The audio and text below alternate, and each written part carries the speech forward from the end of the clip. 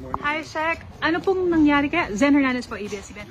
Can you tell us what happened lang po? Alam mo, before we deplaned, we had a meeting with the ICC.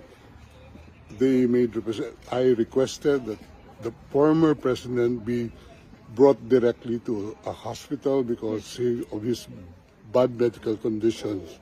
It was almost a 24-hour flight.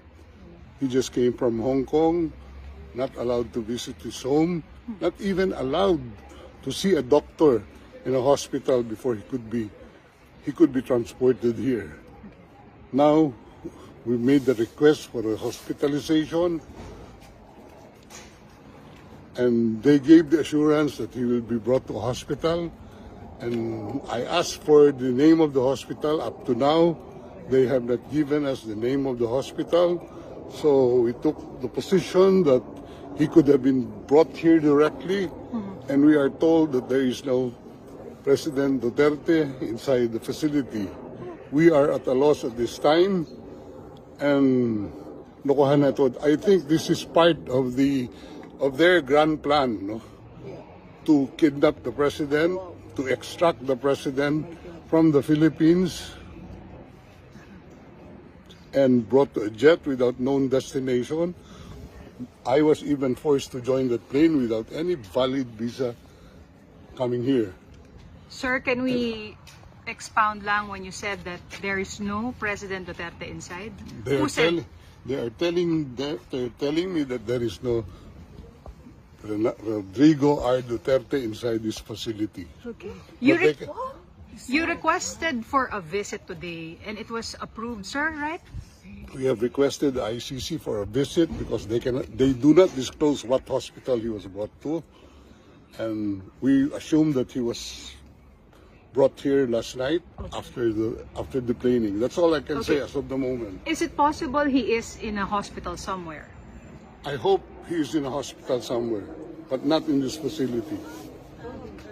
He is allowed, according to ICC regulations, any detainee is allowed to communicate. Has he communicated to any of you? None. Zero, sir. We don't have any opportunity. We don't know where he is right now. He doesn't have any. He doesn't even have his medicines with him. Pero doon siya sa ambulance sumakay. Sinakay siya sa ambulance, binigay lang namin yung mga records yun sa kanya. And sabi, he will be well taken care of. Right. And we will be informed immediately of the name of the hospital. But hanggang ngayon, nakakalungkot at ganito ginagawa nila. So, Sec, what's the next step? What are the plans? We are going back to the ICC and ask them where he is right now. Because a family member is waiting here to see him. Yes. How is the Vice President? Well, she's waiting. Okay.